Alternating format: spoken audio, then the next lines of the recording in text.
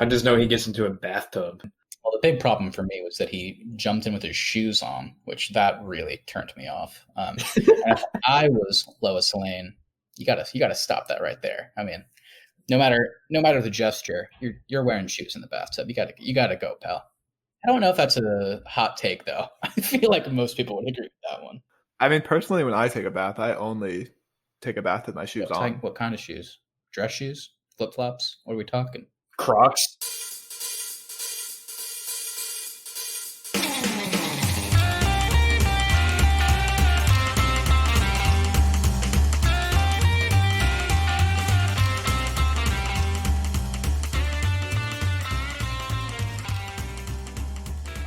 Hi, everybody. Welcome to the show. We are the Arnies, and we've got nothing better to do than be here with you.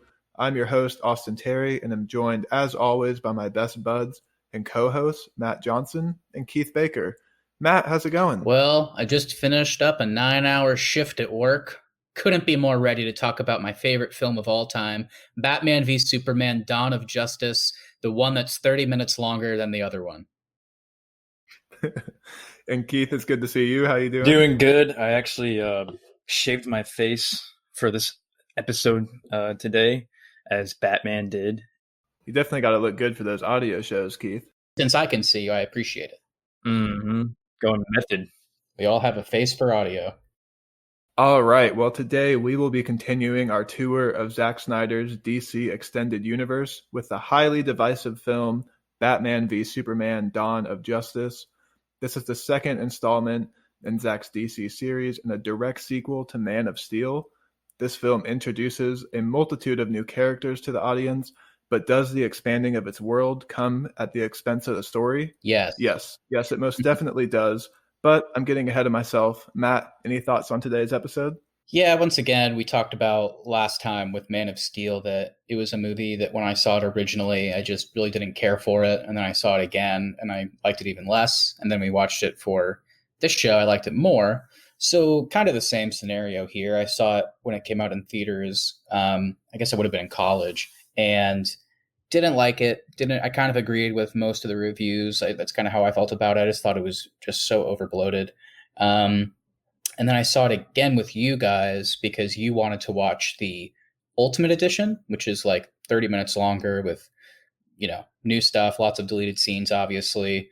And I really didn't like it either. I may have even fallen asleep during parts of it. I definitely just was not into it at all. And then when we watched it for this, I was, again, pleasantly surprised. I found myself enjoying it at the very least a lot more than I did the previous times. I think this movie takes way more big swings than Man of Steel does.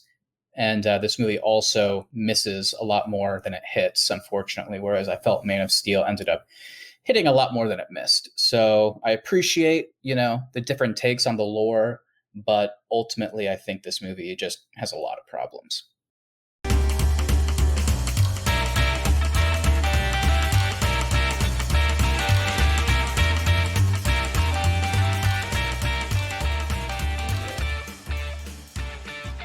Awesome. Well, let's get into just some of the intro stuff to the movie. This film was released on March 25th, 2016, directed by Zack Snyder, written by Chris Terrio and David S. Goyer, and scored by Hans Zimmer, who returns, and joined by newcomer Junkie XL. And some of the main cast here, Superman is Henry Cavill. Bruce Wayne is kind of the big casting of this movie, and that's Ben Affleck. Keith, what were your thoughts when you heard Ben Affleck was going to be playing Batman? When I first heard that he's me playing Batman, I was kind of taken aback by it, just because, I don't know, I think Ben Affleck, like Good Will Hunting or like The Accountant or something like that, or The Town.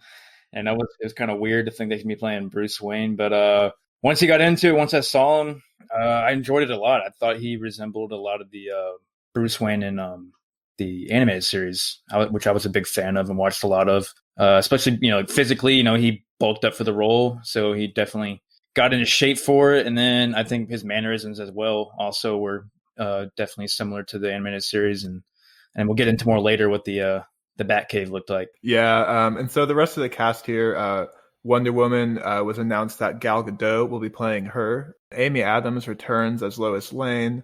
And we have Jesse Eisenberg as Lex Luthor.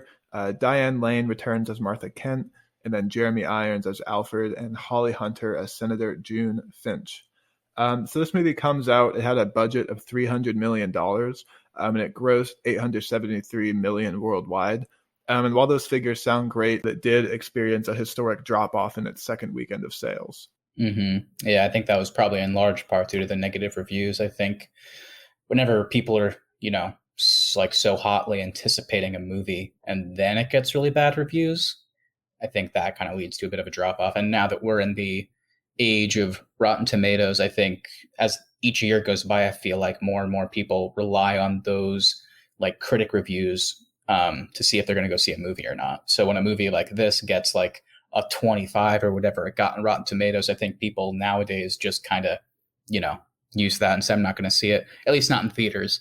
Because, I think, I remember that whenever it was such a huge drop off, but it still was pretty successful ultimately, right? Yeah, I mean, the critical response to this movie definitely had a huge impact on its performance in theaters. It did start off with a really strong opening weekend, which kind of helped it be successful. But kind of some of the things that critics said about this movie, it launched with 28% on Rotten Tomatoes. So that's definitely a very low for a film of this caliber and this highly anticipated. They felt the film spent too much time world building instead of telling a good story. And they always felt like the main disagreement between Batman and Superman, their main difference has always been different ideals in the past, but they're kind of both dark in this movie, so they don't really appear to have opposing ideals. And they also felt that the movie just really leaves the audience drained and is not a very fun film. Well, I can definitely speak on the first time I saw it, but the first time I saw it, I think I was under the influence of some alcohol, so I fell asleep while watching it, and I think I woke up during the battle scene with Doomsday. Was it Doomsday, right? I get the names wrong. yeah, it's Doomsday, and we'll get to him later. But I do want to get into the trailers and the marketing of this movie. What I remember is I wasn't really too interested in this film just because it was a film dedicated to Batman and Superman fighting. I mean, that's literally the title of the movie, and that didn't really excite me. I did start to get a little excited when they released some of the stills of Ben Affleck's Bruce Wayne standing in the wreckage of Metropolis after Man of Steel and just looking so, I guess, disturbed and angry. And I really liked that device in this film, and those stills definitely excited me. But then they released that trailer where they spoiled the Doomsday thing, and that really negatively impacted my excitement for this film. Yeah, I remember that trailer too. I mean, this movie had some pretty great trailers and then maybe one or two not so good ones. But yeah, I think there was a Comic-Con trailer, which was where I first got really excited. And that's where I first saw the Bruce Wayne. It's basically just like the opening scene of the movie with Bruce Wayne in Metropolis. But yeah, whenever that trailer came around, whichever one it was that spoiled Doomsday, I didn't really care that they spoiled it. And certainly after seeing the movie, I thought that they mishandled it. So it's not like it really mattered to me. But yeah, definitely I remember being surprised that they, dropped that big of a thing in the trailer. But yeah, it is what it is, I guess. That's kind of marketing for you. Lots of movies do that. Yeah, I just kind of wonder if this movie would have been received differently at first if they hadn't spoiled the Doomsday thing.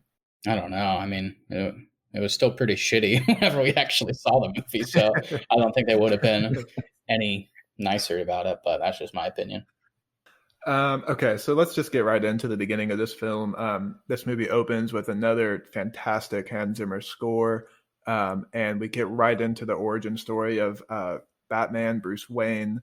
I really like the origin in this film, but I think my favorite thing about it is that it's quick. Yeah, I think that's definitely appreciated. At that point, we had just come off the Christopher Nolan Dark Knight trilogy. There was the various animated series. There was also, the Michael Keaton movies and, the Joel Schumacher ones, tons of shows, comics, obviously. So we've seen, this is just as iconic as, Uncle Ben dying in Spider-Man. So I think we really didn't need to see it again. But, since it's a new Batman, I guess it makes sense to do an interpretation of it, even though it ends up being pretty similar. But yeah, I agree with you. At the very least, it doesn't go past the opening credits. There's no awkward flashback to it. It's just the opening credits play out, and by the time it's done and we get the title card, we've already gotten the whole murder of the parents stuff out of the way. Yeah, and on a rewatch, I think I'd forgotten how much I kind of like that Thomas Wayne does try to fight. Like, he kind of looks like a brawler whenever Joe Chill comes out. Keith, did you like the Thomas Wayne fighting thing? Yeah, I like that because I'm trying to remember other versions I've seen of that moment when they get killed. And I'm pretty sure they never had like a chance of fighting back, right? It was just get murdered in cold that's blood. Typically how it goes. I mean, usually tries to diffuse the situation with either offering money or just, playing it cool and staying calm. This one was definitely different. Tried to punch him. I've never had to fight for my life personally, but I just feel like lunging for a guy that far away is just not going to go well for you. He got shot pretty quick. And then she doesn't really do anything and she gets shot for it, which was kind of sad, but I guess that's how Martha Wayne usually goes down. Yeah, again, I mean, I feel like we talked about this so many times with Man of Steel, and I'm probably going to say it a bunch more times in this movie. I appreciate that Zack Snyder wanted to do something different with it. It's just, I think, while ultimately kind of the idea of Thomas Wayne fighting back is cool in a vacuum, the execution was a little bit silly with him just out of nowhere, just trying to punch this guy that he clearly wasn't in arm's reach of. Okay, so after we get through the Batman origin, we get right into kind of the main opening scene of this film, and that's it opens with the ending of Man of Steel. We see that satellite crashing back to Earth with Superman and General Zod fighting through Metropolis. We get to see this from Bruce Wayne's point of view, and I remember liking this in the theaters, but I forgot how much I really enjoy this scene when I was rewatching it for this. I think it's really cool. I think it's a great opening to the show, and I really like that they kind of address that collateral damage from Man of Steel, just like right off the bat. Yeah, I don't know if this was done in response to Man of Steel, where there was so much collateral damage. I don't know if this was kind of a retroactive decision to address it, but either way, I think it works really well. It's very effective, and seeing it from the people on the ground's perspective essentially was definitely powerful in the idea of not only is it the people on the ground, one of them is Bruce Wayne, the Batman. So very cool way to do it. And we get to see Ben Affleck, in full on Bruce Wayne mode very quickly. And I think, even after this opening scene, we're on board with him. It's a very effective way for us to understand his point. Whether or not the Superman is trying to do the right thing or not, we see what he's capable of, the destruction that this guy's capable of pulling off relatively easily. It's not hard for him to do this stuff. So, we kind of get why Batman would disagree with him and kind of want to take him down, at least if there's a chance that he'd ever turn. But again, I think I think out of most of the scenes in this film, this one's executed for the most part very well. There are a couple of silly things in here. Bruce Wayne is on the ground. He immediately hops in his car and tries to, drive. I guess he's trying to drive to Wayne Enterprises. I guess that's the idea. And at some point he calls, I guess, a friend of his clearly that works there. And when the guy answers the phone, Bruce Wayne, obviously, like, he's experiencing the destruction of Metropolis. So he's naturally like, Jack, are you there? And this guy cuts to him and he's like, Bruce? It's like, exactly like nothing's wrong. And then on top of that, the camera pans over and we see all of these Wayne Enterprise workers still in this building as the other ones are coming down. And it's like, at some point, I don't know what the strategy is, but I feel like staying in the building can't be a good one. And for some reason, I guess they needed Bruce Wayne's A-OK in order for them to evacuate. So that was a little bit silly. Well, Matt, Wayne Enterprises, they hire a different class of You're people. Right. They want people who, they're not just going to bail if buildings start going down around them. They're going to keep working until literally the owner of their company calls them and says, get out of the building. That's fair. No, you're right. I should have thought about that. And then we get into that kind of goofy scene of him saving that guy named Wally. And this guy ends up being a pretty important character. I mean, this guy really kind of is involved in a lot of things here, including the trial of Superman, most notably. But yeah, dude, this scene is such a weird opening to this character. Like, if this was just a scene to show off, Bruce Wayne's need to save people, and that was it, cool, I'd be fine with it. But this is his introduction as one of the main characters, and oh my god, it's so weird. So Bruce Wayne's trying to figure out what's going on. He's trying to help people, and then he like hears, I guess from behind him, he hears, Mr. Wayne, is that you? And then he turns around, and there's this guy, you know, obviously terrifying. He's like a steel girder. He's trapped under. His legs are completely caught. And he goes over, and this commences another great Zack Snyder back and forth of dialogue, where Bruce Wayne goes, "I'm going to get you out of here. Don't worry." And then he like, I guess he looks at a name tag that this guy must have been wearing. He's like, "Wallace." Yeah. He's Wally. They call you Wally, right? And then the guy's response is not, "Yeah, that's what they call me," or "Yeah, help, thanks for helping." His response is, "You're the boss." Dude, what was this? It's like, "You're the boss?" Okay. This when his legs are crushed, that would have been a weird line by itself, but he chooses to say, "You're the boss." So I don't know. I don't know what happened here. Maybe he thought that he did like a misread of the line when he first said the word boss. So he just said it again. And then Zack Snyder was like, we'll keep it in. I don't know. This movie was already 3 hours, so why cut anything out? True. Okay, so we do get a quick shot of some people finding kryptonite in the Indian Ocean. It's later revealed that Lex Luthor gets that sample of kryptonite. Here's a good example of a Zack Snyder change, I felt, because like in other interpretations, kryptonite usually just kind of shows up on Earth, and it's like supposed to be like chunks of Krypton, which is already kind of a reach because of the whole idea that, you know, Superman somehow he got to Earth. Good for him. Like that's crazy that happened. But then also like chunks of Krypton also get to Earth. Kind of stupid. So I thought it was really cool that the way they justify kryptonite being here is the world engine from Man of Steel that was terraforming Earth to make it habitable for Kryptonians actually left behind chunks of Kryptonian rock. So I thought that was really a cool way to do it. So, cool change. I liked it. Yeah, I think it works. I think it's really cool too. But really, the next big scene in this movie is we go to Africa where we find Lois Lane, who's on assignment. She's investigating a warlord who is surrounded by all these mercenary soldiers, one of them being Zack Snyder's interpretation of a minor character named KG Beast. And we also run into Jimmy Olsen, who's a CIA agent, but undercover as a photographer. And this scene really takes place with Jimmy Olsen gets his cover blown. The mercenary or the warlord takes Amy Adams into like a dungeon, and then the mercenaries do their thing where they kind of murder all his soldiers and start burning the bodies. And Superman shows up, and then he flies away, or he kills the warlord and flies away with Lois Lane.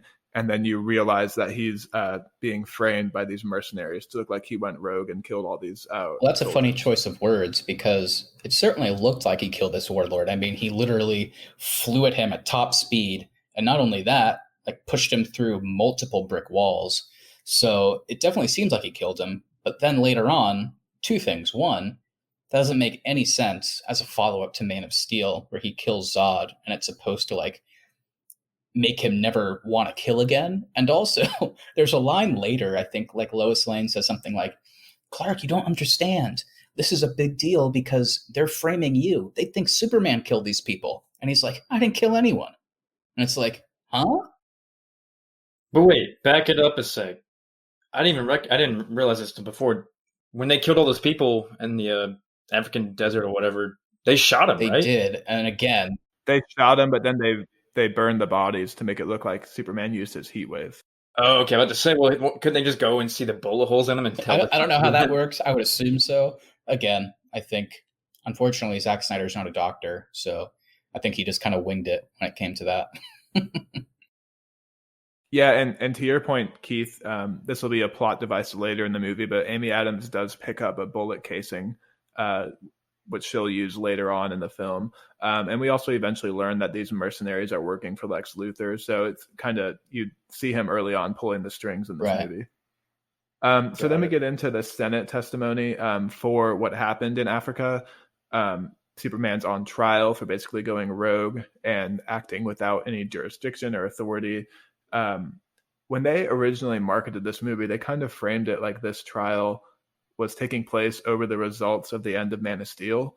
And to me, that was really interesting. And I think it kind of would have been a really interesting plot device to show like how Superman fits into our like real world where he does all this destruction and then he does go on trial and everything.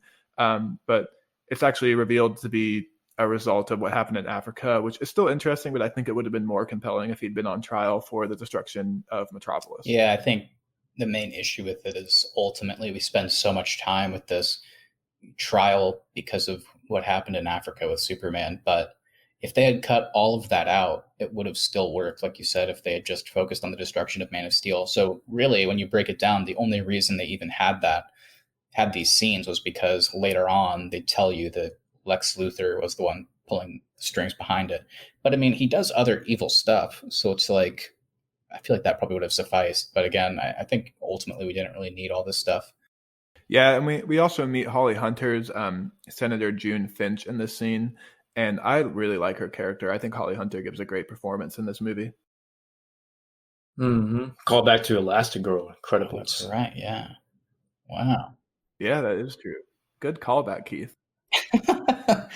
Okay, so the next scene then we do meet the actual Batman. He looks like he's taking down, I guess, people who are involved in sex trafficking. That's kind of how it's framed. The cops enter this abandoned building, and they meet these victims who say there's still a demon in the house, and the cops try to get them out of the building, but they want to stay in because they're scared of the demon. And eventually we see Batman up in the rafters, kind of crawling away, I guess. Yeah, this is so stupid. I mean, again, I feel like Zack Snyder just really, really needs a better editor, or just he needs to work with an editor that's willing to stand their ground. Because, I mean, this just seems like a perfect example of a scene that they could have cut right when it does the close-up of the guy that's the criminal in chains, and then it zooms in on the Bat brand.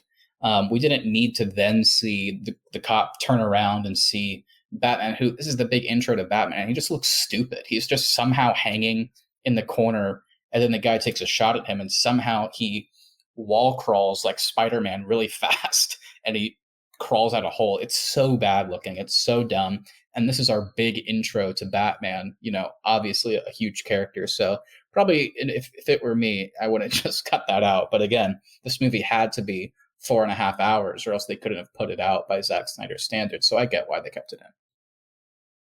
It's really weird that we're introduced to him in such a goofy way, too, because Zack Snyder is on record saying how badly he's always wanted to make a Batman movie. And this is how he decides to introduce his favorite hero. It's so funny because, Ben Affleck is top billed in this movie. So it's like, I wonder what Henry Cavill's thoughts were whenever he made Man of Steel. And then Zack Snyder just can't talk about, he can't stop talking about how much he loves Batman and wants to make a Batman movie. Then they make this follow-up, Batman v Superman. And Henry Cavill has 5 lines throughout the movie. Yeah. And let's just touch on the Bat brand really quick so we don't have to talk about it anymore, because it's really dumb and I can't stand it in this film. Yeah, so the Bat brand's interesting. I don't really remember the theatrical cut because, again, we watched the Ultimate Edition. So from what I recall, in the theatrical version, don't they tease that the Bat brand is actually Lex Luthor doing it? And the idea is that people get branded, they go to prison, and then Lex Luthor pays criminals on the inside to kill them, I guess, right? That's how it's framed, but then you see him with the brand on his hand. You see Batman with the brand on his hand later on. And so it's very weird because it looks like they're both. So even if the idea that Batman's the one doing the branding and then Lex Luthor is just hiring people in prison to kill the people with the brand to make Batman look like judge, jury, and executioner, I don't understand why Batman doesn't then stop branding people. I'm not really sure. I mean, again, obviously something to talk about. We'll get to it. But this version of Batman kills people, not just it's not like, the Christian Bale movies where he kind of, I guess, kills, Ra's al Ghul by, not killing him, but he's also not going to save him. Or with the Two-Face stuff, jumping off the ledge of that building. Here, Batman, Bruce Wayne, the Ben Affleck version, is just, without real hesitation, is murdering dozens and dozens of people. So I guess maybe the idea is that he was branding people and then didn't care if they died. I don't really know. Again, for a movie this long, it was kind of odd that there's so many weird kind of points of, I feel like I needed clarification on some things. I know they really never established that this Batman doesn't kill, but from my point of view, even if you don't establish it, everybody knows at this point that Batman doesn't kill because there's been so many iterations. He's been around for so long. So you don't have to establish it in your movie for it to still be really weird to see Batman murdering a bunch of people. Yeah, and it's like, I mean, I know they have done iterations where Batman does kill, which is fine if they want to, do it that way. I guess my thing is it's just odd that they never really address it head on. There's a couple lines where, Superman's writing a piece on it, and one of the guys he's quoting, I guess, says that he's a different kind of evil and he's hunting. Then Alfred has references where he talks about, this world turning good men cruel, and that, he's changed over time, which is fine. It's just I felt kind of odd that they never really go into that change. We do see the presumably Jason Todd Robin suit. So I guess he got killed by the Joker, and maybe they're making a play that after that, this version of Batman started killing people. But again, since we're not getting, these Ben Affleck Batman solo movies, I feel like maybe they should have just tried to address it here, because ultimately it's just a little bit confusing, and it makes him a bit unredeemable by the end, because at the end of the movie, he's talking about how Superman has inspired him and that he doesn't, I guess he wants to be a better person. But at that point, it's like, I don't know, this guy kind of sucks. I mean, there must have been at least a couple of these people that he killed that were just people trying to make ends meet. They established that he was in the Batman business for like 20 years, right? Yeah. So yeah, maybe he did change for the worse. I think that's what they're going for. But yeah, I guess we're never going to find out. Yeah, so moving on, now we do see our first shot of the Batcave in this film, and we also meet Jeremy Irons' Alfred, and I really enjoy Jeremy Irons in this film. I'm kind of bummed he, for the foreseeable future is not returning, but for the purpose of this movie, I think he is like this movie's Russell Crowe. I see what you're going for. The Russell Crowe version of Jor-El was certainly a big departure from the previous versions, like the Marlon Brando version. The older words. Yeah, exactly. And it seems like they did the same thing with Alfred, which was smart, because I think if they had done another kind of just really prim and proper butler that offers like sage advice every now and then, like the Michael Caine version, I feel like it would have gotten a bit old and a bit tired. So I like that this version of Alfred he kind of stands up to Bruce a bit more. He doesn't, like he does in the comics and other iterations, he doesn't do anything about Batman's actions, at least, for the most part. He just kind of says snarky things to him. But I did like to see that he was very involved in like medicine, and he's like in charge of Batman's arsenal. And then at one point at the end, he controls the Batwing for Batman. So it's kind of like he can operate it as a drone. So I like that he was much more involved. I thought that was a really cool, different take. Yeah, and Keith, I know you really like the Batcave in this film too. Yeah, definitely. I like the opening and the was it a lake, right? There's a lake opening where the Batmobile jumps into, and it has the iconic driveway going down to the waterfall and all that. So yeah, that was really cool. Kind of a callback to the animated series. Yeah, for sure. I like that as well. So next, we are taken to LexCorp, where we for the first time are introduced to Jesse Eisenberg's Lex Luthor. He's kind of meeting with some senators and tells them that he wants to basically make a weapon as a silver bullet to deter Superman should he ever decide to go rogue. And let's just touch on Jesse Eisenberg's performance as Lex Luthor. For me personally, I can't stand him. He's my least favorite part of this movie. I don't understand why his hair is red. I don't understand why it's long. I don't understand why his voice is squeaky.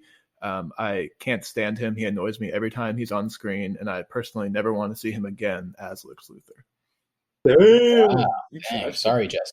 No, yeah, I mean, I guess I don't completely agree. I like the performance itself. I like the different take. I like how manic he is. I like how unhinged he seems from the get-go, and how he just seems to deteriorate as time goes on. Certainly a different take on Lex Luthor. So yeah, like I said, I like the performance. It's just the motivation for this character is just, I mean, I feel like I would even use the word nonsensical. I just really don't know what he's going for, other than like philosophical ideals kind of upset him about Superman's existence. But to go this far and have this many people killed and, blow up an entire courthouse full of people, I just don't really understand, what the idea was here. I mean, at the end of the movie, we see that he's seemingly corrupted by the mother boxes. But that happens at the very end. So it's not like that happened at the beginning and that kind of, fucked him up for the rest of the movie.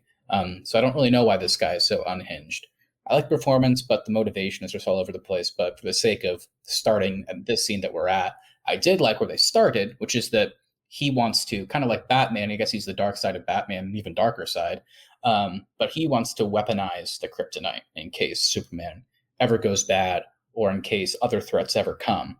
So granted, where he ends up at the end of the movie, I don't know if he was telling the truth, if that was really what he wanted to do, but at least that's where they started. And I guess I was at least on board with him for the beginning, because I mean, we can't really blame him after seeing Metropolis get leveled. And that's why he, attacked the courthouse, right? Because he had a contract with Finch, and Finch cut his ass off because he was going AWOL with it or whatever. Well, he wants Finch to basically sign off on his weapon, and she tells him no. But then her partner agrees to give him access to the Kryptonian ship. But because she tells him no, that's when he kind of starts his conflict with her. Her assistant says yes. That prompts him to not say thank you, but to stick a red Jolly Rancher in his mouth and then lick his fingers, which, I mean, we've all been there, but I was just surprised that they put it on film, frankly. And for me, I don't mind the character in this film. It's solely the performance. I can't stand Jesse Eisenberg in this movie. Yeah, so I guess we're on the opposite there. But yeah, again, with the courthouse stuff, though, it's kind of confusing because it's like, yeah, I think he just wants to kill Finch because of her denying him. But at the same time, I think he's also making a play to make it look like Superman did this. I guess that's his idea with his whole thing at the end. Like, if God is all powerful, then he cannot be all good. So I guess he just wants to tear Superman down and make it look like that he's corrupt. But again, I don't really know. I have no idea. Yeah, I did pick up a little bit on his motivation, but I'll save that when we get to where it's relevant. Okay, so the next scene is Bruce getting ready to go to Lex Luthor's party where he's trying to basically hack into LexCorp's mainframe. In this scene, we get some nice shots of really more of the Batcave. We see the Jason Todd Easter egg, and we just get a lovely shot of the bat ass when he's showering. Oh, yes, the bat ass. Good job, Ben Affleck. And then then we go to the party at LexCorp, where once again he's trying to kind of get some data from LexCorp's mainframe. We're introduced to Gal Gadot's Wonder Woman, who is there as Diana. She eventually steals his drive, but then later returns it to him. We also see the first meeting of Clark Kent, who's there as a reporter, and Bruce Wayne, and they kind of have a nice interaction. I really like this exchange, and I actually don't mind Jesse Eisenberg in this scene either. Yeah, I like this scene a lot. It's probably after the Metropolis sequence at the beginning. This is probably one of my favorite scenes as well. I just really like the dialogue back and forth between Clark and Bruce. Again, even in the Ultimate Edition, there's never a moment where like they show Clark finding out Bruce is Batman or Bruce finding out that Clark is Superman. Not that it would be hard to figure out Clark is Superman, but you know what I mean. So I guess maybe this scene is supposed to show that maybe they're figuring out who each other is. I don't really know. But either way, the dialogue's really good. And I like that Lex interrupts them and that we see that Bruce kind of brushes him off. So clearly he has to like tolerate Lex because they run in the same circles, but he doesn't like him at all. Yeah, I think it's a fun, cool scene. And they even have, they have the Joker reference in there, which is kind of fun for longtime Batman fans as well.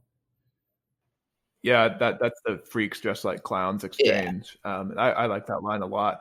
And we also they do kind of make it obvious that Clark can hear Alfred and Bruce's earpiece. So maybe Clark kind of starts to figure it out then. Yeah, I guess that's supposed to be the giveaway. Okay, so that then takes us into the Superman good deeds montage. I think this is also in one of the trailers, but I had forgotten how much I really like this scene. It's just a shot of him saving a bunch of different people and who need help. And we get some montages by different news figures, including Neil deGrasse Tyson. Mm-hmm. Yeah. I thought this was cool. I liked it. I mean, we get to see Superman, like you said, saving a bunch of people in really extravagant ways. He's like saving an entire ship by just dragging it by the anchor, catching her like a rocket while it's partway through exploding. Some cool stuff for sure. And we see that he looks miserable while doing it.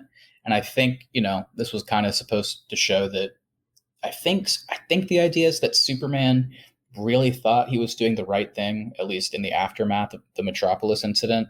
And maybe here he's worried that his actions will be misinterpreted, or that they will continue to misinterpret, like the Africa incident or the Metropolis incident. So he's not like really happy about what he's doing, but he's just doing it to save people.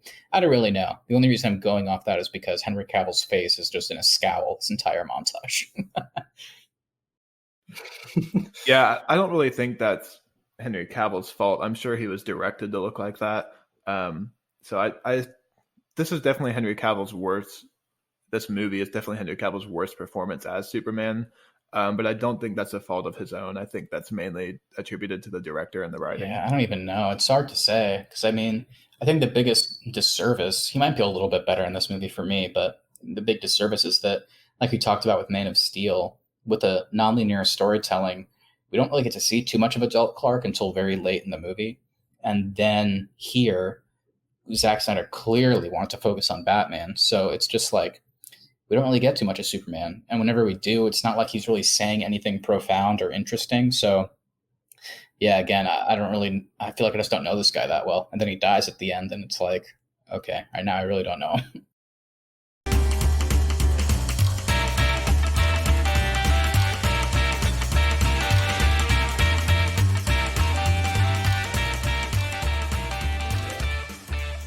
Okay, so then we don't really have to touch on this, but we get into that kind of weird prison scene with the Bat brand and the guy with the brand getting stabbed. It's never clear if that's Batman's doing or Lex Luthor's doing. I guess it's a combination.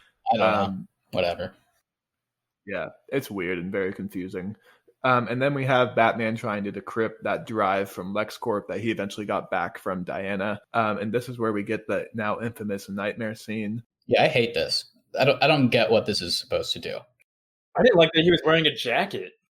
He's in like a Red Dead Redemption duster almost. But he still has his bat mask on. Yeah, it's terrible. I guess they're trying to set up the future a little bit. They show Darkseid's Omega symbol. So I guess the idea is that Darkseid has kind of destroyed the world for the most part. And then we see evil Superman.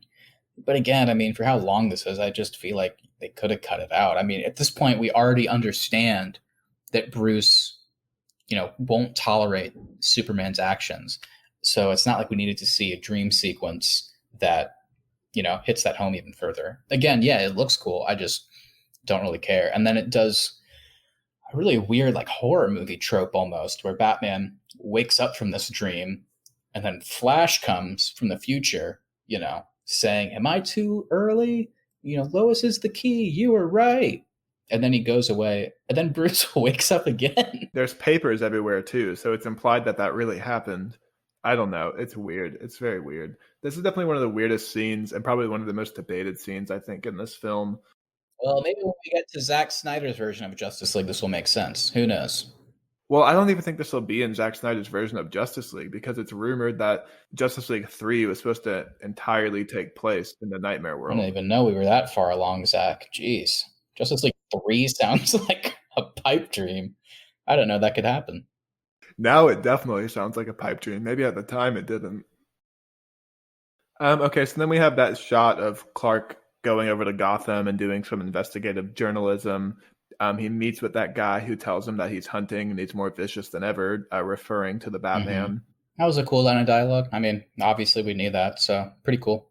Yeah, and so then the next scene is Batman tracking Lex's henchmen as they're unloading the kryptonite from the port. We get to see the Batmobile for the first time, which I think this might be my favorite Batmobile. I did like the Tumbler in the Dark Knight trilogy, but this Batmobile is really cool, and I just really like the way it looks. He's definitely murdering a lot of people, though, in this car chase. Yeah, that's the trade-off. We get a really cool-looking Batmobile, but he murders so many people here. He goes through like 4 buildings, too, right? Or more. Yeah, and not only does he murder people, he like decapitates a bunch of people. He like crashes the Batmobile into the front windshield of a car, and there's 2 people in it, so I guess they got decapitated. And then he attaches a cable to a car, and then he, like a wrecking ball, makes it hit another car, and it also hits the front windshield and goes inward. So I guess those people also got decapitated. At least Christian Bale knew how to drive his. Yeah. Ben Affleck was like all over the place. Like it was his first time. And I mean, also, if anybody is concerned about, like anybody in this universe concerned about all the destruction that Superman causes, how much destruction does Batman cause? Well, I don't even know, because apparently, even though this guy's been operating for 20 years, he's still a mythical figure. Like, he's still somebody that people don't know. It's like he's a myth, the Batman or whatever, which is really strange, because usually that's how they handle it. And like, well, Batman's early on, but here it's like he's still this weird creature of myth. So it's like they can't attribute the destruction to him, I guess. I guess they're just really leaning into like you only see him if you're a criminal. I guess, yeah.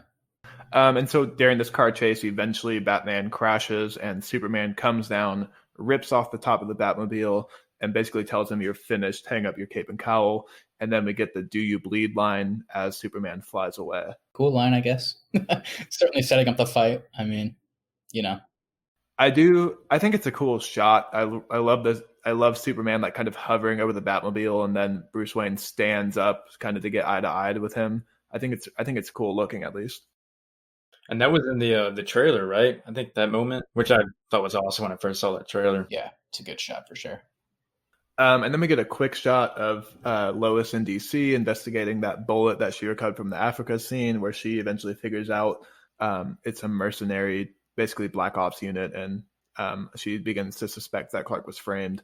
And then the next thing we see is Holly Hunter's character inviting Superman to come testify before the Senate. Superman eventually decides to come to the Senate testimony, where eventually Lex Luthor blows up the entire courthouse, once again trying to frame Superman.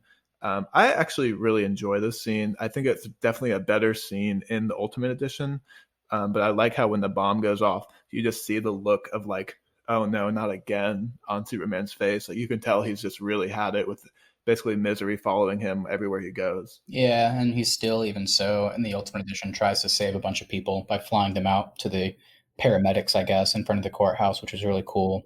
I liked that. Yeah, it's very weird that got cut from the theatrical cut. Yeah, but yeah, I do like the idea of this in a vacuum. I like that Lex took somebody that was really, physically and mentally, I guess, hurt by the Metropolis incident. Somebody that, ended up losing their limbs, losing their family, and takes them and kind of manipulates them into hating both Bruce Wayne and Superman. And then not only that, takes it a step further, provides them with a way to walk, not a way to walk, but a way to get around, and basically makes this thing out of lead, shoves a bomb in it so Superman can't tell, and then just blows him up in a courthouse, killing everybody else. Well, and if you've only seen the theatrical cut, you don't even know that scooter is made out of lead. Yeah, I only saw that, so I didn't know. They never say, like, in this universe that Superman can't see through lead. I feel like that's one of the things, if you like see other versions, but it is kind of a funny scene if you just look at it not as a fan. Whenever I think Jenna Malone's character tells Lois Lane the scooter was made out of lead, and then it just cuts to Lois Lane like, he couldn't see it. I feel like some people still watch that like, what? Okay. Yeah, so Bruce Wayne's watching this on TV. He sees the courthouse blow up. I guess it's implied that he assumes that was Superman's doing, so he goes to LexCorp and steals the kryptonite. And then we see Lex eventually coming to LexCorp to find his kryptonite's been stolen. Kind of weird that he leaves a Batarang as like a calling card, so Lex knows he took it. Yeah, again, and then Lex's big thing at the end is like his final, I guess, touch to his plan is that Superman and Batman are going to fight to the death. But again, Batman's like a mythical person. And so, yeah, it's like, is the fact that he left this weird calling card like the reason he's like, I'll pit them against each other? I have no idea. I don't understand how Lex's plan works, what the steps are, how one event leads to something else. So I don't know. Yeah, and once Lex realizes the kryptonite's gone, this kicks off him going to the Genesis chamber of the Kryptonian scout ship, and eventually creating Doomsday. Right, yeah. Pretty surprising. Again, I like the idea of using Zod's body to do it, but I just kind of think the execution was a bit botched when it came to Doomsday. It just ends up being kind of a silly CGI monster. Yeah, and we'll get to him later, but Matt, this is where I do want to explain to you Lex's motivation in this film. Oh, okay, please. His dad was mean to him. Oh, he had daddy issues. Okay. I'm on board. And not only was his dad mean to him, Superman wasn't around when his dad was mean to him. Does he say If that? he says that, that's his math's all wrong then, because isn't Superman only 33 years old? He wouldn't. How old is Lex? He must be younger at this point. So you wanted a 5-year-old Superman to come save him? I guess. I don't know. He has this whole like dialogue where he says something about fathers and stuff, and he's like, "They only give you trouble. Where was Superman when my daddy was mean to me?" It's something he was in like diapers. That. That's where he was. That's weird. I didn't catch that. Yeah, it's once again not a great motivation to spend all your time and money on creating a weapon to take down the guy who was 5 at the time that your daddy was being mean to you. And then we get this very weird scene that shouldn't have been in the movie, but it's Diana opening up the flash drive from Bruce and basically seeing the movie trailers for Cyborg, Aquaman, and Flash. Yeah, this is all terrible. This sucks. We get a scene of Aquaman holding his breath underwater for some reason. We get a shot of Flash in like a really bad like black and white security cam footage with really weird greasy long hair, and then we get a weird CGI shot of Cyborg, but it's all his dad talking. We just kind of see him in the background. And if you don't know anything about Cyborg, I mean, we just see this weird cube like somehow turn on, I guess, and then like give him body parts. So it did not need to be here, but I mean, if they hadn't put this here, we would have had zero idea who these people were come Justice League. That's very true. That's why they had to put it in here. Yeah, and then Lex kind of kicks off the rest of his plan. So Martha Kent gets kidnapped, and then Lois Lane also gets kidnapped once she receives that call about the chair being made of lead. And that is at the finale, pretty much, of the second act.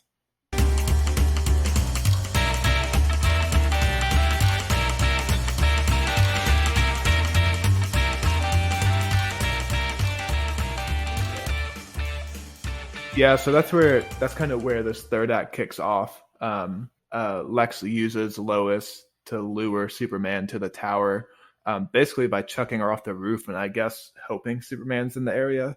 He's always there somehow. Yeah, I mean that's kind of from the comics though. Superman's always saving Lois. She's definitely. I feel like she's a little bit underused because she kind of just gets forced into the damsel in distress role in this movie. Yeah. I like the Lex scene with Superman. Again, I have no idea what his motivations are. I don't know what he's going for. But yeah, so this is where, the scene itself was fine. I like that Superman basically bends the knee to this guy because he kidnapped his mom. Yeah, this scene's cool. And I really like how whenever Lex is throwing out the photos of his mom, Superman like looks up with a heat wave in his eyes. Basically, he's got those menacing red eyes and screams like, "Where is she?"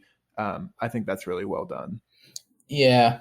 And then basically Lex tells him, go kill the Batman and I'll let her live. It's basically the idea. So then Superman flies down to Lois and he's like, I like that at first he says, Lois, I got to go to Gotham. I have to convince him to help me, talking about Bruce.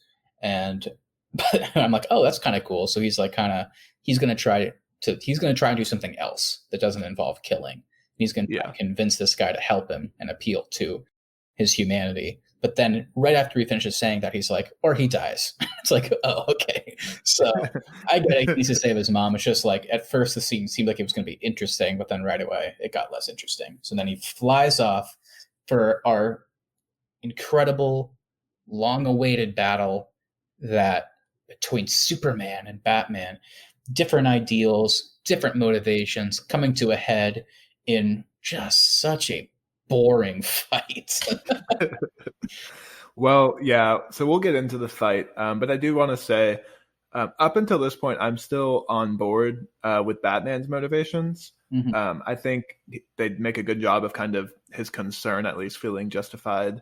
I don't know if he needs to be making a spear at this point, but at least his concerns about Superman still feel justified. Where they really start to lose me is when Superman lands at the start of this fight and says, "Bruce, wait, I don't want to do this. Please hear me out."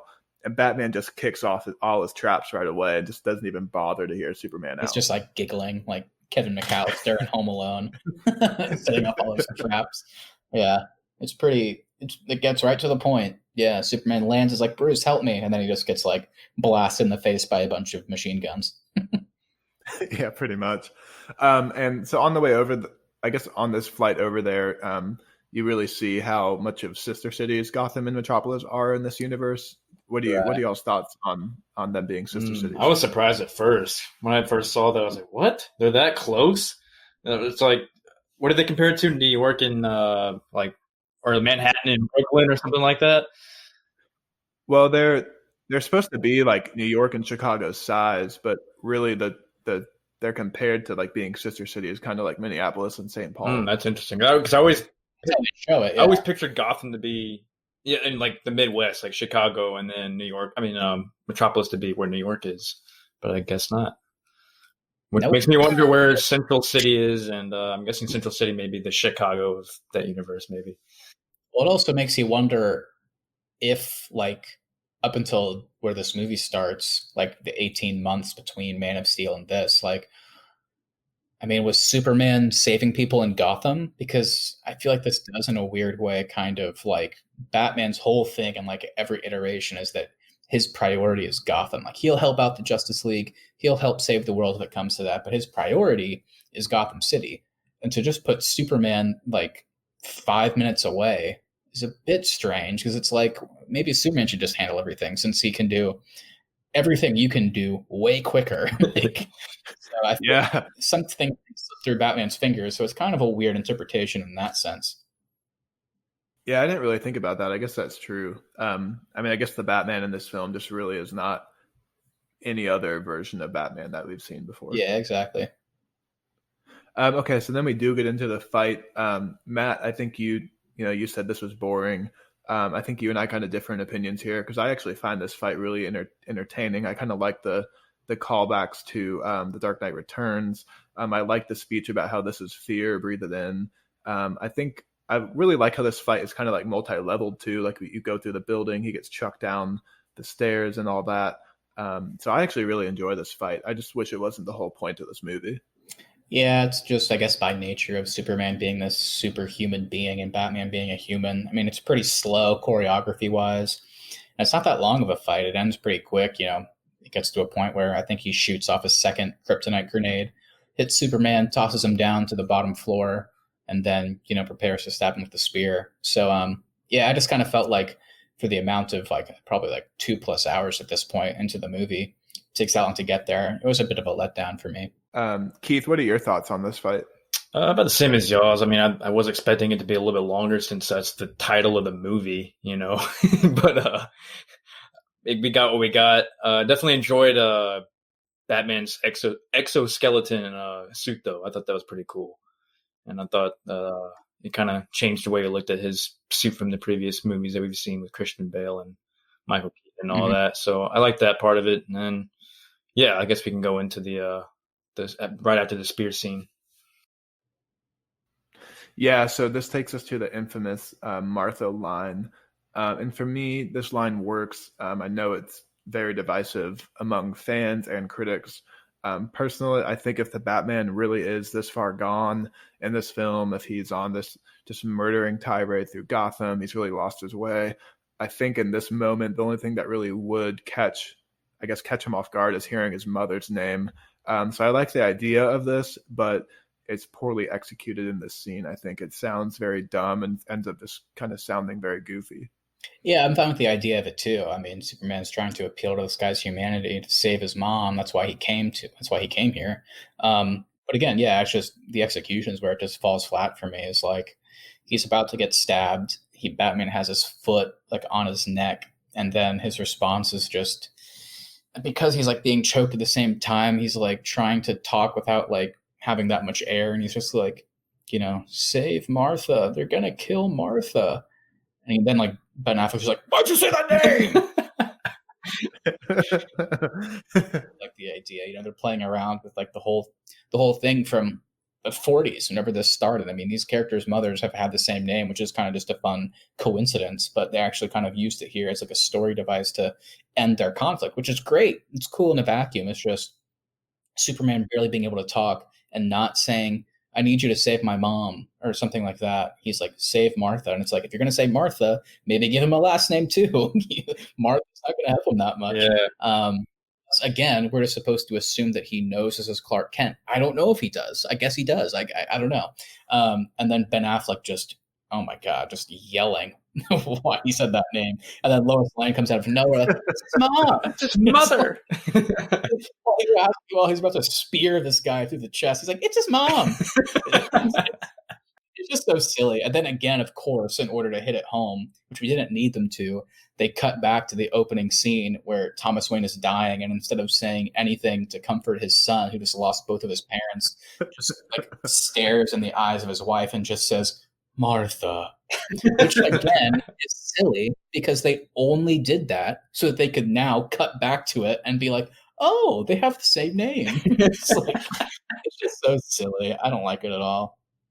And unless I'm wrong, I don't think that both their moms having the same name has ever really been explored before. Yeah, that's why it's kind of cool, and like at least as an idea. Yeah, but man, it is just so dumb. Yeah, at least, it gives us a pretty cool scene coming up. Although, again, they botch it right after this scene, too, because it's like, I feel like if this happened in real life, which, again, this isn't real life, but I feel like if this happened, it's not like Batman would then go, okay, I trust you. It's like, I feel like he would start to ease into the idea of maybe working with this guy, or at least, the very least, he'd be like, okay, maybe I was wrong. This guy caused this destruction, but I don't view him as an alien anymore. This guy has some humanity. Earth is his home. Obviously, that destruction messed him up too. That's not what Batman does. Right after this scene, they're just best friends. he's like, don't worry, Clark. Martha doesn't die tonight. And it's like, oh my God.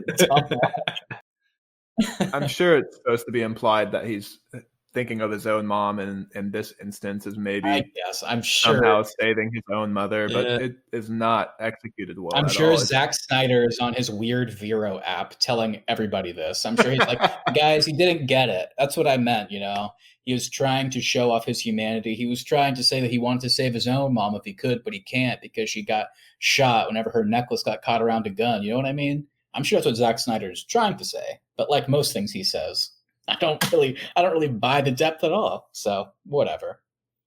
Okay, so then this does take us into, they split off. Superman goes to stop the Kryptonian ship and by default Lex Luthor, and Batman goes to save Martha. And that does get us into, I guess, kind of the cool fight scene of this movie is the warehouse scene. I think everybody really likes this scene. However, on the way there, he does murder about 60 people with Gatling guns. Yeah, again, I mean, at the very least, this choreography is awesome, and the way that they shoot it this is probably my favorite shot scene in the movie. I guess maybe with the exception of the opening shot. I do love how they frame the Metropolis incident from the human's point of view. But anyway, the warehouse scene is really cool. Some great choreography. It's nice to see that this Batman doesn't fight like Christian Bale. I know whatever Christian Bale was doing, I know that is a martial art, but it just kind of comes off. It's like the only thing he knows is like elbow fighting. Whereas, dude, his elbows must be destroyed by the time he retires. Well, he has pads in them. But yeah, here we get to see just like a brutal Batman, but we also get to see him use the gadgets, which was really cool. Like he uses the bat claw to like pull someone in and like clothesline them. We get to see him jump. My favorite part is he jumps over a crate while like choke slamming a guy's body into it, and then he attaches a cable to it and flings the box into some other guys. I mean, this stuff's awesome. I can't say it isn't. But yeah, my favorite part is when he shoots up through the floor and throws those like destabilizing devices on everybody's guns, and they're like, "Whoa, where the hell did that come from?" And then he's just above them immediately. It's awesome. Then he just brutally stabs a dude against a wall. He does it 4 times. I think it's like 3 or 4. I think I was counting. I was like, "Oh my god!" He just like kept going. Well, a guy also tries to throw a grenade at him, which seemed like a weird move because they're in a very closed space. So he's like, I'm going to throw a grenade at this guy. And Batman, I guess he like flings something at him, and so he knocks out of his hand. And Batman's response is he hung a guy earlier by like a cable. So he just jump kicks this guy that's hanging their body, and the body hits the guy who's going to throw the grenade. And so then they both fall. They're on the ground. And then the guy that threw the grenade rushes over to try and get the grenade out of there. And then we just see them both explode. So yeah, and Keith, to your point about him stabbing that dude 4 times, to then also add insult to injury, he makes sure he wedges the batarang further enough into where he's also stuck to the wall. Yeah. All these guys died. So yes, eventually Superman does save Martha. And we get that weird line where he does say, I'm a friend of your son. I'm your son's best friend. We go to the same school. We both love horror movies. And he's like, oh yeah, The Cape. I'm like, oh my God. Zack Snyder is trying to do humor again, like his classic laugh out loud line from Man of Steel, where she was like, you know, it all goes downhill after the first kiss. And he's like, that only applies to humans. These classic laugh out loud moments are back in full force here, and I couldn't be happier. So meanwhile, Superman is at the Kryptonian ship, where we get introduced to Doomsday. And I really hate Doomsday in this movie. It's such a shame because Doomsday in the comics is a really intimidating villain. I mean, he's this monster who goes around just destroying planets and only leaves when they're decimated. There's one point in the comics where he eventually gets to the Green Lantern's homeworld, and 100 of them can't beat him. The only way they can beat him is to like rip a hole in space and send him through it. He was literally created because Superman is too overpowered, and he's supposed to be Superman's Doomsday. And what we got in this film is a shitty-looking Ninja Turtle. Yeah, that gets stabbed with a stick and dies.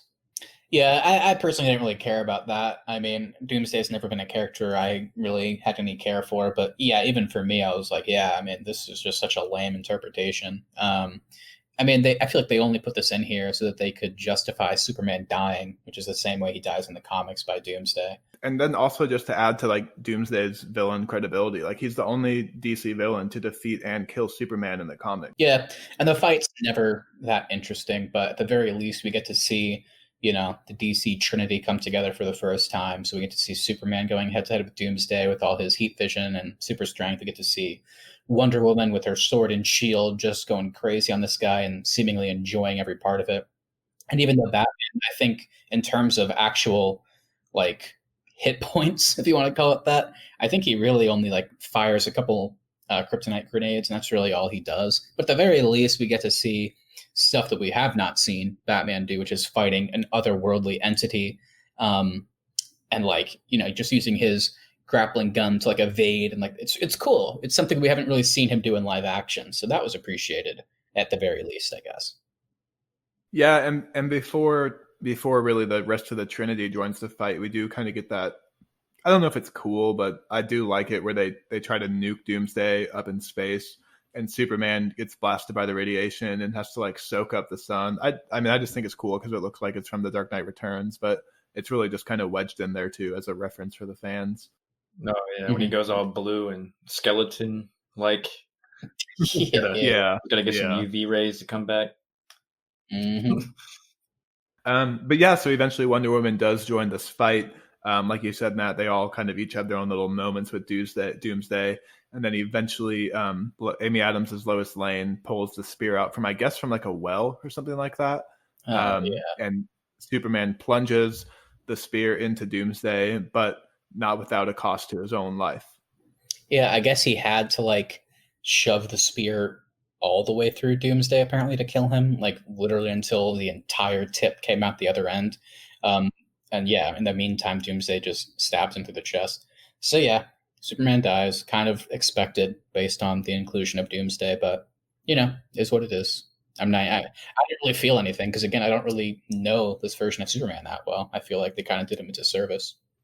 Yeah, it's not. I don't think it's as emotional as they wanted it to be, but it still is kind of shocking to see a dead Superman on screen, and that frame of like Doomsday holding Superman up, and then the Batman and Wonder Woman underneath him is a really cool looking frame.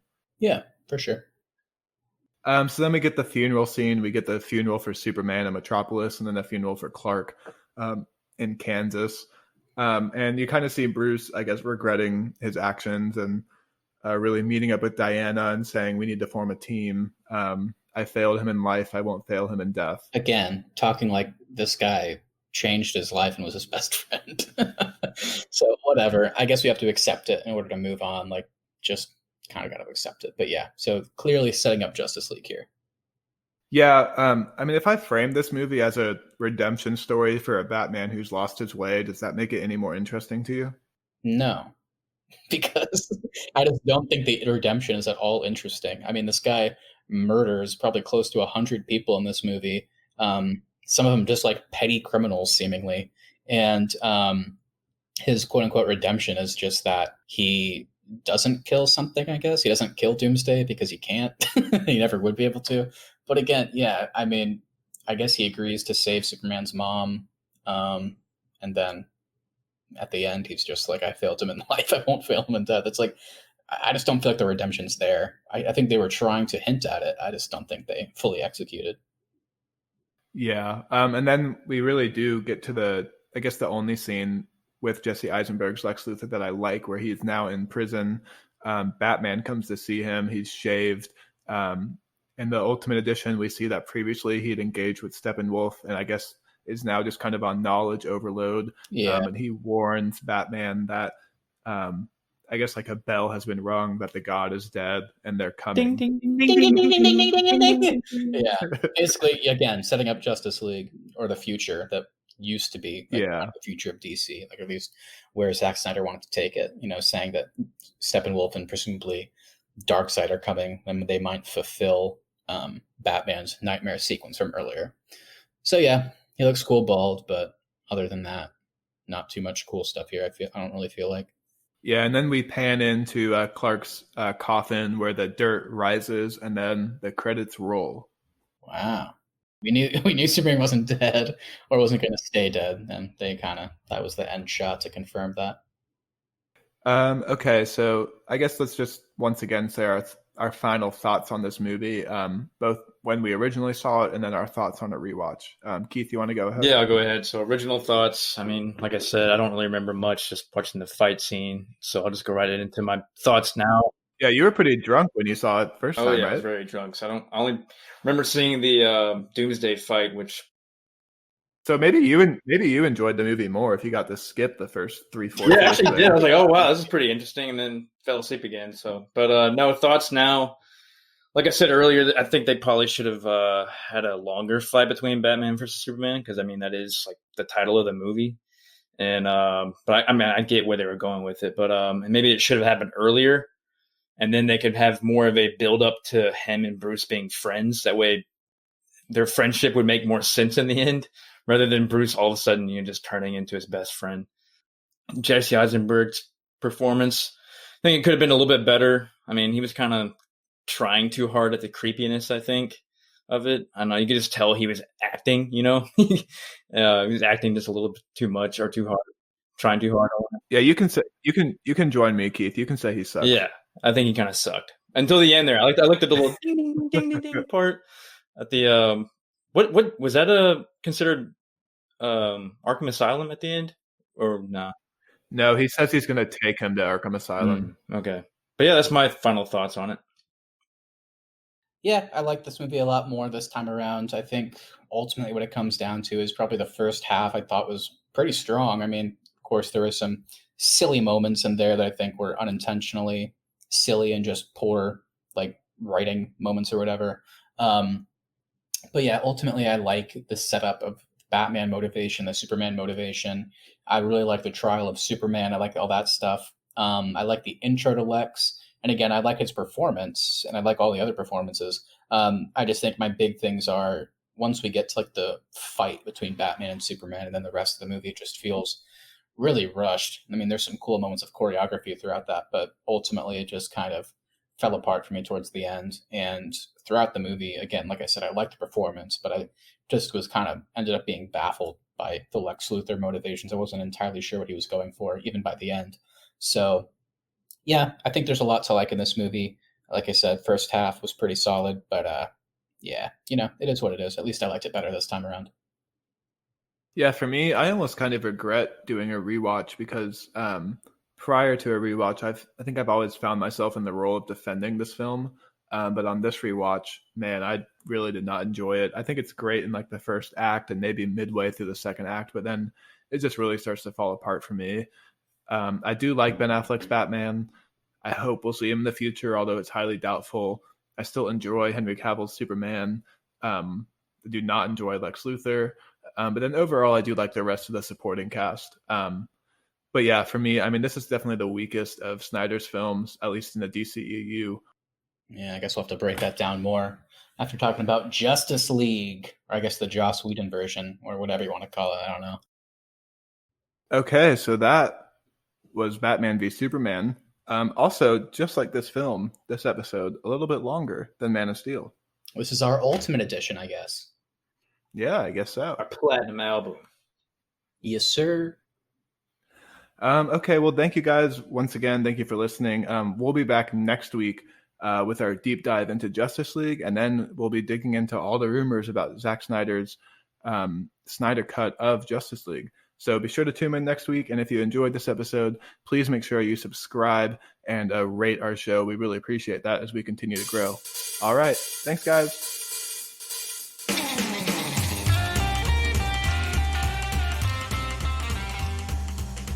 Like, I wouldn't say like the final shot of the dirt rising gripped me, but I will say the post-credit scene did kind of get me on board for like maybe the future. Did you guys like that part? Oh, great. What is the post-credit scene? Well, it was I guess it's supposed to be after the funeral. Fuck. Hold on. Okay, you can cut before I laugh. But I guess it takes place after like the funeral at some point. Like it's just Alfred in the Batcave. And fuck. Right, okay, I'm just gonna start from there. I'm just gonna start right from. I'm so excited to say it. I think you guys will like it. It's just the idea is making me laugh.